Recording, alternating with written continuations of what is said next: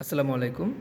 গত পর্বে আমরা দেখেছিলাম যে কিভাবে এরকম এলসিডি স্ক্রিনে কোনো লেখা লিখতে হয়। আজকে আমরা দেখব যে কিভাবে এই যে আল্ট্রাসনিক সেন্সর আছে এর সাহায্যে দূরত্ব মাপতে হয় এবং আমরা দূরত্ব মেপে যে আউটপুটটা পাবো সেই আউটপুটটা আমরা এই এলসিডি স্ক্রিনে শো করাবো যে এটা কত দূরত্বে আছে। তো চলেন আমরা শুরু করি। তো এজন্য প্রথমে আমরা কোডে দুইটা লাইব্রেরি ইনক্লুড করে নিব এবং আগের দিন আমাদের যেই কোড ছিল সেই কোডই থাকবে, আমরা শুধু এখানে এই আল্ট্রাসনিক সেন্সরটা যোগ করব। এই আল্ট্রাসনিক সেন্সরে এইখানে দেখেন যে 4টা পিন আছে।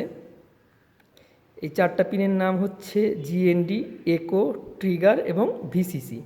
এই ভিসিসিটা যাবে আমাদের মাইক্রো কন্ট্রোলারের 5 ভোল্টে, এই জিএনডিটা যাবে কন্ট্রোলারের জিএনডিতে এবং ট্রিগার এবং একোর পিন আমরা এখানে সেট করে দিব।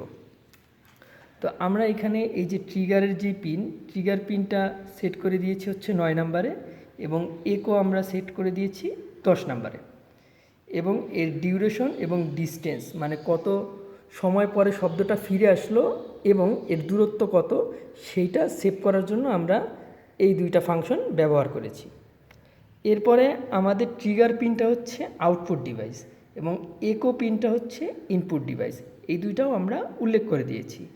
এরপরে আমাদের যে এলসিডিতে প্রোগ্রামিং করা ছিল সেটা গতদিন আপনাদেরকে দেখিয়েছিলাম, এটা এমনই থাকবে। এইখানে আমরা শুধু হচ্ছে লুপের ভিতরে স্কুলের নাম ছিল সেই জায়গায় আমরা ব্যবহার করব হচ্ছে আমরা এই আল্ট্রাসনিক সেন্সরের আউটপুট। এই জন্য আমরা প্রথমে কি করছি, ট্রিগার পিনটা লো মানে বন্ধ করে রাখছি এবং এইটা হচ্ছে 2 মাইক্রোসেকেন্ড ওয়েট করবে। তারপরে ট্রিগার পিনটা হচ্ছে একটা সাউন্ড ওর থেকে বের করবে এবং এই সাউন্ডটা 10 মাইক্রোসেকেন্ড পর্যন্ত থাকবে। এরপরে ডিজিটাল রাইট হবে ট্রিগার পিন লো, অর্থাৎ ট্রিগার পিনটা আবার বন্ধ হয়ে যাবে এবং এরপরে আমরা এখানে দূরত্ব থেকে সেন্টিমিটারে কনভার্ট করার সূত্রটা ব্যবহার করেছি এবং এই সূত্রটা আমরা এখানে লিখে দিয়েছি। এরপর আমাদের কার্সারের এই যেই এলসিডি স্ক্রিন আছে এইখান থেকে অর্থাৎ প্রথম লাইন থেকে লেখা শুরু হবে এবং এখানে লেখা থাকবে হচ্ছে ডিস্টেন্স। তারপরে আমরা এই যেই ডিস্টেন্স হিসেবে যেই আউটপুটটা পাচ্ছি এই আউটপুটটা সেন্টিমিটার আকারে এই লাইনে শো করবে এবং এইটা প্রতি এই যে ডিলে যে 100 আছে মানে প্রতি 100 মিলিসেকেন্ড পর পর এটা আপডেট হতে থাকবে। তো চলেন আমরা দেখি যে কোডটা আমাদের কাজ করে কিনা। আগের মতোই আমাদের এই যে আরডিনো বোর্ডটা সিলেক্ট করতে হবে কম্পোর্ট সহ এবং সিলেক্ট করার পরে আমরা প্রথমে ভেরিফাই করে নিব যে আমাদের কোডের কোথাও ভুল আছে কিনা। ভুল নেই, তারপরে আমরা হচ্ছে কোডটা আপলোড করে দেব। এই যে আপলোড হচ্ছে এবং আপলোড হয়ে গেছে। আপলোড হওয়ার পরে আমাদের এই যে এলসিডি স্ক্রিনে প্রথমে ওই যে আগের দিন যে প্রোগ্রামিংটা করা ছিল যে প্রথমে নাম দেখাবে, তারপর স্কুলের নামটা হচ্ছে স্ক্রল করে সরে যাবে, এই যে সরে গেল। এইবার হচ্ছে আমাদের এই যে আল্ট্রাসনিক সেন্সর আছে এইটার আউটপুট দেখাচ্ছে। এই যে এটার সামনে কিছু নেই, অর্থাৎ এটা 260 সেন্টিমিটার পর্যন্ত দেখাচ্ছে।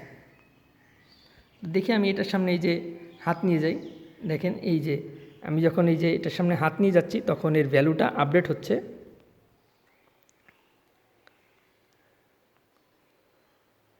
এই যে আমি এর সামনে যখন হাত নিয়ে আসলাম এই যে এটা 2 সেন্টিমিটার, 6 সেন্টিমিটার, 8 সেন্টিমিটার আমার হাত নড়ছে সেই জন্য ওই ভ্যালুটা কম বেশি দেখাচ্ছে।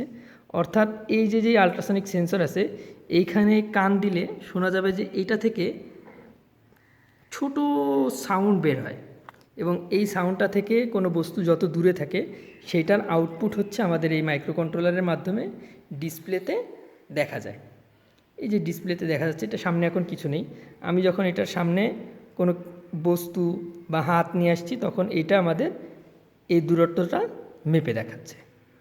তো আশা করি সবাই আপনারা বুঝতে পেরেছেন যে কিভাবে এই আল্ট্রাসনিক সেন্সরগুলো কাজ করে এবং এর আউটপুট কিভাবে আমরা এই ডিসপ্লেতে দেখাতে পারি। তো সকলকে এই প্রজেক্টটা মনোযোগ দিয়ে দেখার জন্য ধন্যবাদ।